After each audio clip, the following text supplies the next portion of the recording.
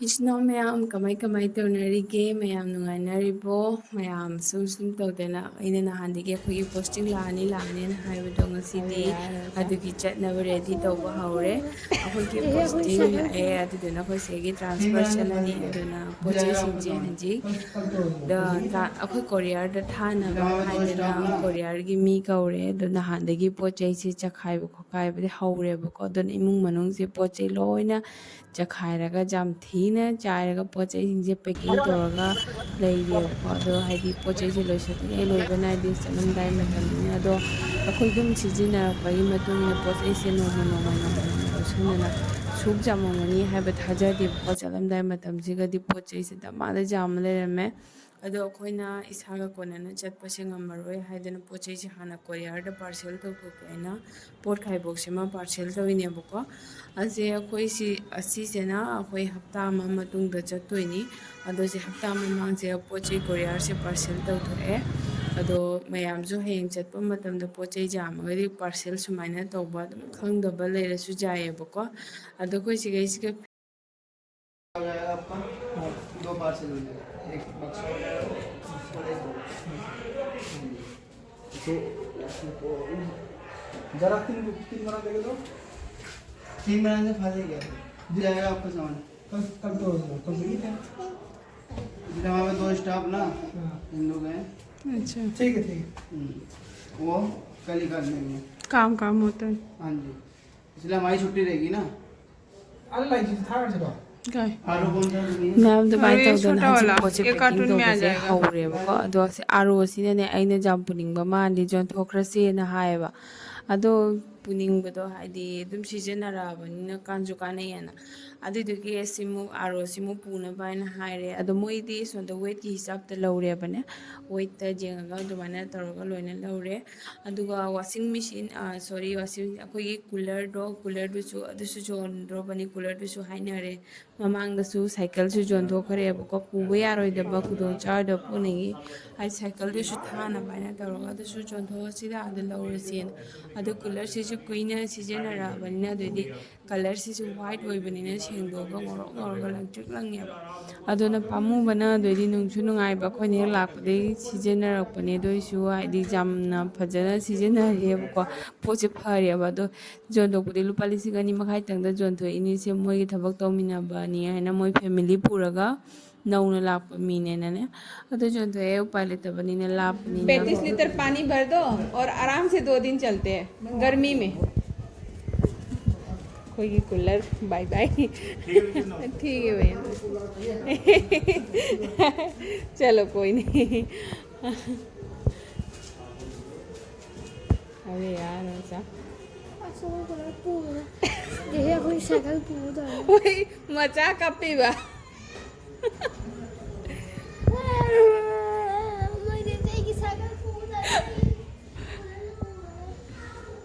हम धीरे धीरे करके हम जाने का टाइम आ गया हम भी दिल्ली हम जा कर यार अब मुकुट नहीं पाए उन्हें नंग हम पाई भी वो नहीं टेप तो पूरा होगा टेप से क्या लेने भाई टेप से ना भाई पानी निकालते ना इसको चिपका दे क्या निकाल रहे वो तो कमाई से लोग कोई नोने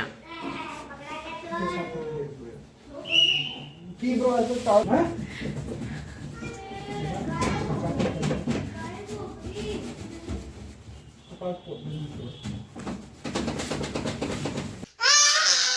अरे मैं गाड़ी का आधा पूछा लगता है शिवा शिवाई नहीं खाने वाला दे दो शिवाय देखो एक बार देते कि नहीं अरे यार दे रहा है good boy interface good boy खा लो गुड बॉय और दे रहा है तो ले लो हाँ ले लो नहीं दे रहा है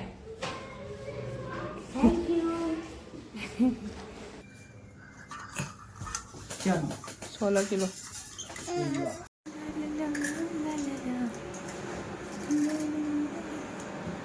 तुम क्या कर रही हो? क्या खा रही हो? ये क्या है? ये क्या है? हैं? ये क्या है बता? ये कौन है? ये तुम्हारे साथ ये कौन है? हाँ? हाँ? मम्मा ने बोला। कौन है ये?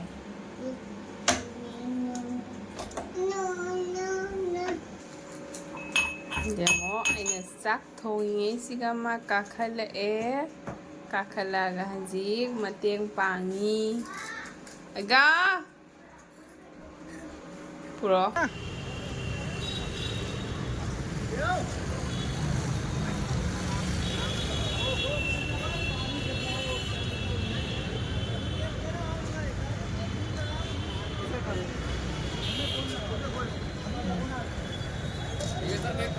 हाँ इधर ले आना चाहे तो ले आ भी सकते हो मैं ले जाऊंगा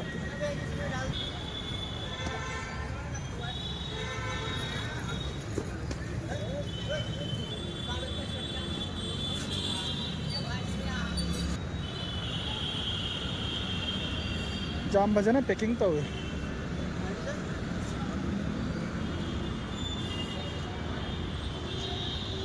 बहुत अच्छा से कर रहे बोल रहा हूँ चिनाव मैम हाइदी सुमाइना मोइना अखोइना जुमदगी पोट अखोइ हिसाब द तौबा पोट पैकिंग दो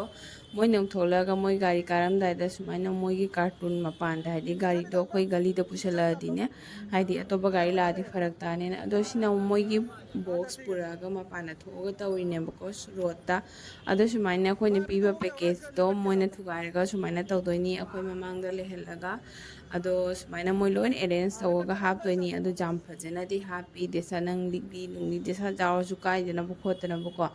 अदो जाम फजना तौरगा हापी लाइरी करी करा सिगैसी अखोइ मैम जावरे आरोदुसु हापीने बको अदो इसना मैम सिगैसी पोत थानिंगबा लेतारगसु अलापा मफमदगी पोत चै ट्रांसफर तौगदबो ओरगसु आइदुम खंगदबा इसनाउ सिगे हाइजरके कोरियर दा पोत थाबसे खरमदे किलो द लुपा जांखै तौरगा लोबो जावे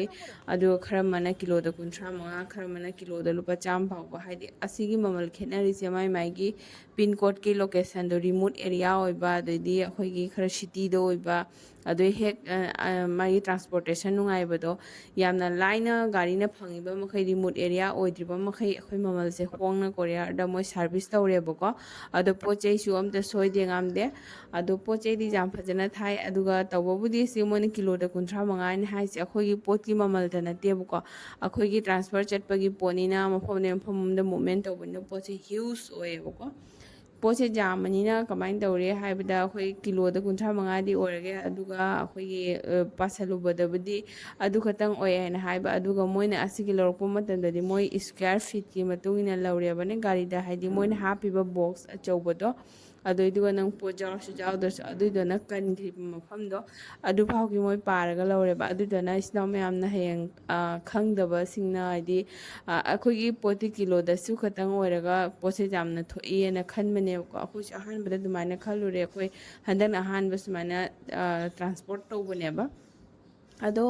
एक्चुअली मोइना हाइदि बॉक्स दुगा अहांगबा ओइरसु अदैदि थल्लसु मोइना कनख्रिबा बॉक्स दोना गाड़ी दा थंबदा कनख्रिबा मफम दुगी ममल लौबनेबा अदुदुगी वेट की हिसाबता